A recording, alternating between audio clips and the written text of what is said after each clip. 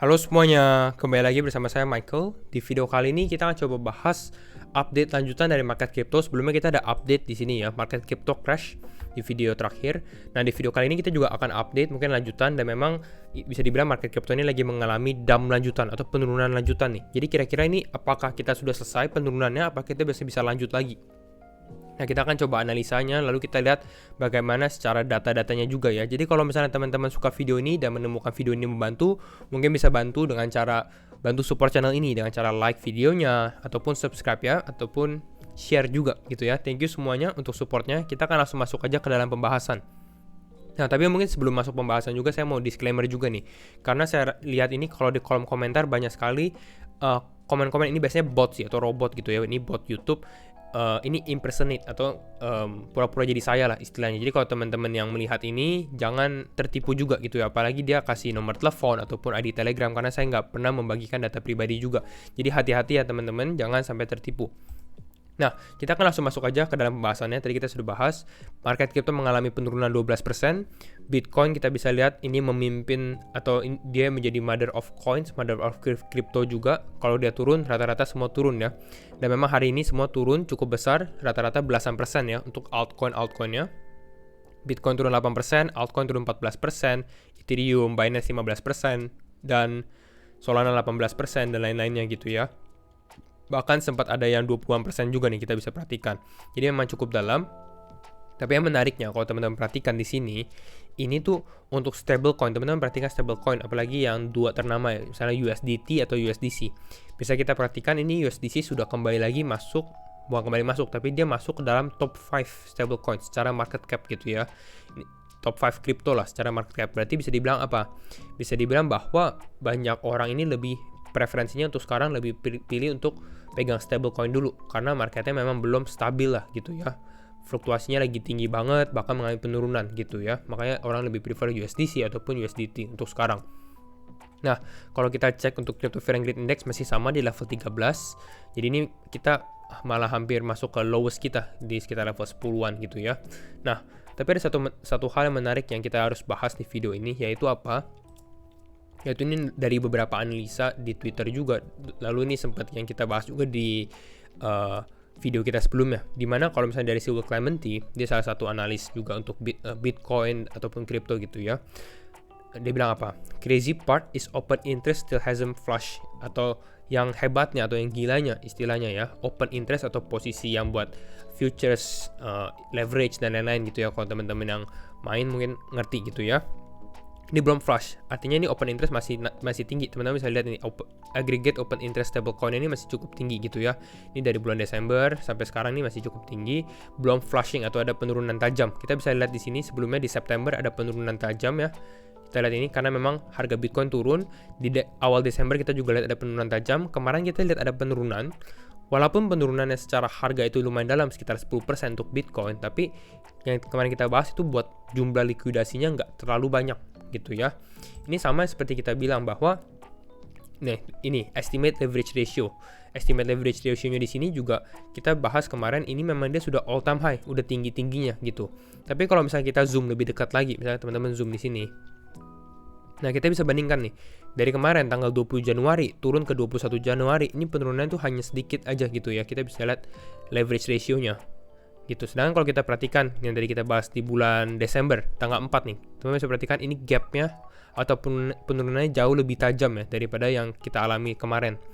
Ini juga di bulan September hampir sama, ini cukup besar juga dibandingkan dengan harga sekarang gitu. Jadi ini yang sesuatu yang menarik yang jarang terjadi sih sebenarnya gitu ya di kripto. Jadi ini cukup menarik, dan dengan adanya seperti ini mungkin kalau menurut saya sendiri akan ada movement besar juga, mungkin itu yang saya harapkan gitu ya. Tapi kita nggak tahu pergerakan besarnya itu antara bisa kedua arah, soalnya bisa naik ke atas ataupun turun gitu, karena ini kan leverage gitu ya. Dan ini kita lihat juga another support dari si Byzantine General. Dia bilang juga bahwa after all this carnage and absolute state of panic, jadi memang kan market panik, turun dan lain-lain gitu ya. Dia bilang apa? Funding somehow isn't giga negatif. Jadi fundingnya belum negatif. Orang-orang tuh masih positif lah istilahnya. Masih setiap kali turun malah open posisi long dan lain-lain gitu ya. mungkin people udah lebih smarter juga gitu ya, udah lebih pintar juga, udah belajar dan lain-lain. Open interestnya sendiri barely went down, nggak turun. Ini yang hampir sama si Will Clementi yang bahas gitu ya. Jadi cukup menarik ketiga matriks ini yang kita bahas. Lalu ada satu news lagi yang kita bisa bahas, itu dari si Nayib Bukele. Kalau teman-teman belum tahu Nayib Bukele, dia tuh presidennya El Salvador. Kita dari dia punya profil aja, CEO of El Salvador. Dan El Salvador ini adalah satu negara yang memang sudah adopsi Bitcoin. Dan kalau kita perhatikan sekarang, memang yang lucunya ini pada saat Bitcoin turun, malah ada satu negara yang membeli Bitcoin terus. Nah, itu yang cukup menarik sih. Bahkan El Salvador beli 410 Bitcoin dengan harga sekitar 15 juta dolar. Dan menurutnya ini murah, makanya dia ada sedikit senang. Ini kalau rata-rata mungkin sekitar 36 ribu dolar gitu ya. 36 ribu dolar, walaupun kalau kita bandingkan dengan harga Bitcoin sekarang 35 ribu ya, 35.500, masih rugi sih sebenarnya gitu ya. Tapi mungkin dia buat long termnya juga, buat Bitcoin City-nya dan lain-lainnya gitu. Nah, sekarang sebelum kita masuk ke teknikalnya, apalagi lihat Bitcoin seperti ini nih, lalu teman-teman tanya nih, apakah ini ada waktunya juga untuk kita beli dan lain-lain, atau apa yang harus kita lakukan kalau misalnya nyangkut gitu ya. Sebenarnya ada beberapa cara sih, apalagi kalau teman-teman yang aktif di kripto. Itu yang saya suka di kripto, dimana kalau misalnya kita lihat, misalnya kita nyangkut, apalagi di koin-koin fundamental gitu, teman-teman bisa melakukan, misalnya salah satunya adalah staking gitu. Staking nanti kemudian kita bahas di video kedepannya juga kalau teman-teman tertarik. Ini kita bisa lihat ada satu website namanya Staking Rewards. Di sini kita bisa lihat kripto-kripto apa sih yang kita bisa stake. Misalnya seperti Solana nih, teman-teman bisa perhatikan Solana, berapa banyak total Solana yang di stake. Total Solana yang di stake itu dari total supply-nya itu sekitar 76%. Jadi mayoritas investor atau holder Solana itu ya untuk long term gitu. Cardano hampir 70% di stake. Ada Ethereum 2.0, ada Terra Luna, Avalanche, Polkadot.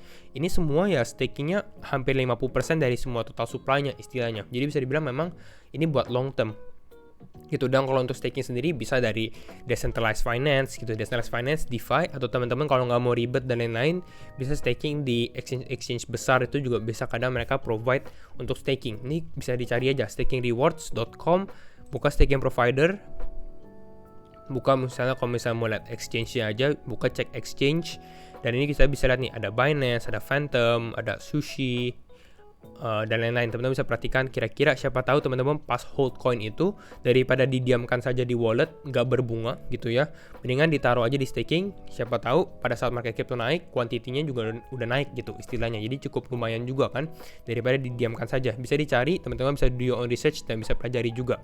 Nah, kalau teman-teman yang misalnya pegang stablecoin juga, udah saya hold stablecoin aja dan lain-lain. Ada juga sebenarnya buat staking stablecoin, salah satunya itu di Anchor Protocol. Anchor Protocol sendiri adalah salah satu aplikasinya juga di Terra Luna Ecosystem. Teman-teman harus pelajarin juga karena ini DeFi gitu ya. Ini dengan annual percentage yield-nya atau APY-nya sekitar 19,4%. Jadi bunganya kalau teman-teman taruh stablecoin gitu ya, berbunga sekitar 19,4%, hampir 20% dalam 1 tahun gitu. Jadi cukup menarik. Lalu kalau misalnya teman-teman mau lebih resiko, lebih degenerate atau degen gitu ya, bisa juga sebenarnya ya. Dengan beberapa ekosistem juga, ekosistem yang lagi growing seperti Phantom ini lagi growing banget sih kalau teman-teman perhatikan. Ini dari DeFi lama gitu ya, kita bisa perhatikan dari jumlah total value lock-nya dia, walaupun misalnya market turun, teman-teman bisa perhatikan 7-day change-nya atau pergerakan total value lock selama 7 hari ini masih naik 30%. Jadi bisa dibilang walaupun market turun tapi yang lain merah gitu, teman-teman bisa perhatikan rata-rata merah tapi dia cukup hijau gitu ya. Memang DeFi aplikasinya dia juga lagi naik, ataupun Avalanche karena mereka, ataupun Binance, tergantung teman-teman lagi hold coin apa gitu. Bisa dicari, bisa do on research juga, misalnya stake di decentralized exchange-nya dia. Misalnya kalau di Binance Smart Chain di PancakeSwap.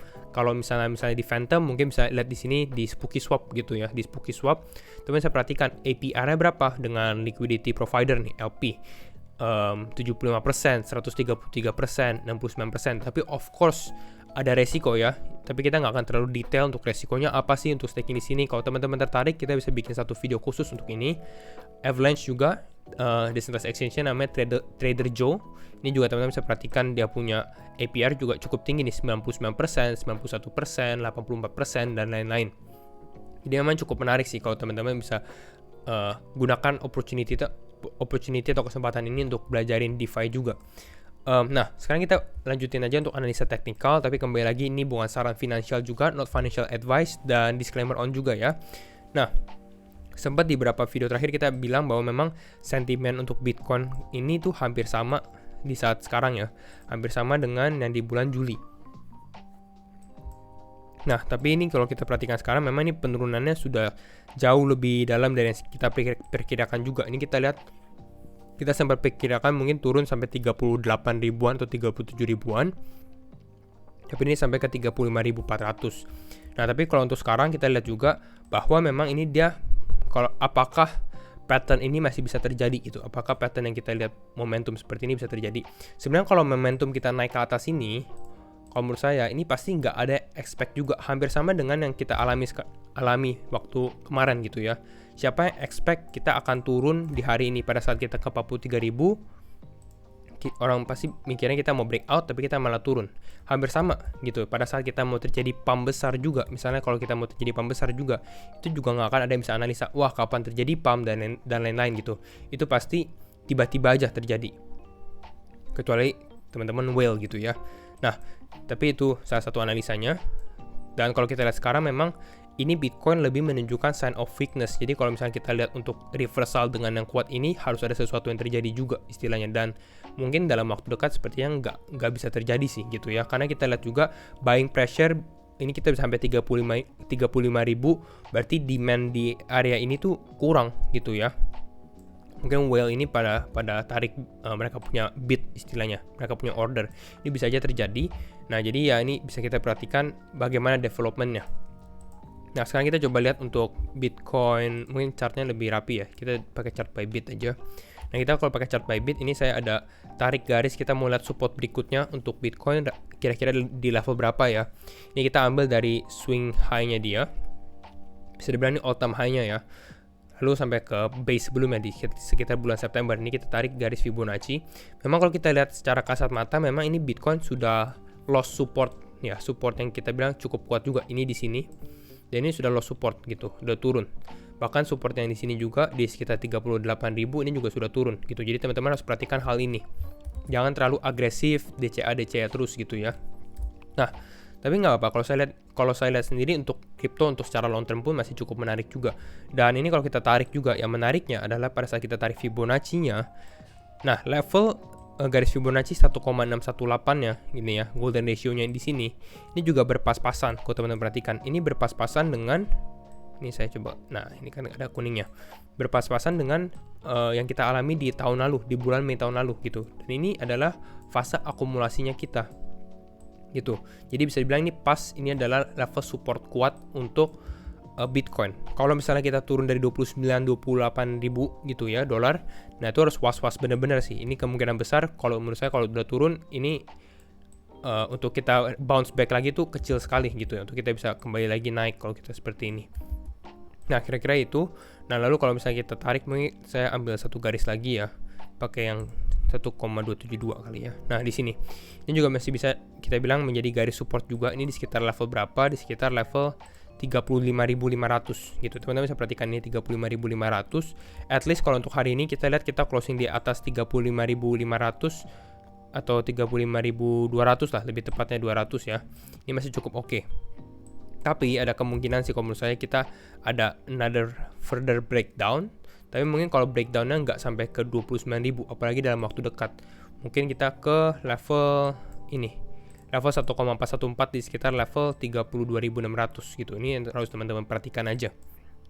Jadi kira-kira itu untuk analisa saya untuk Bitcoin USDT. Jadi masih lebih baik wait and see. Kalau misalnya teman-teman mau misalnya beli dan cicil-cicil, ya lebih baik beli kripto yang bisa di staking lah, istilahnya yang ada utility-nya yang fundamentalnya juga kuat gitu ya.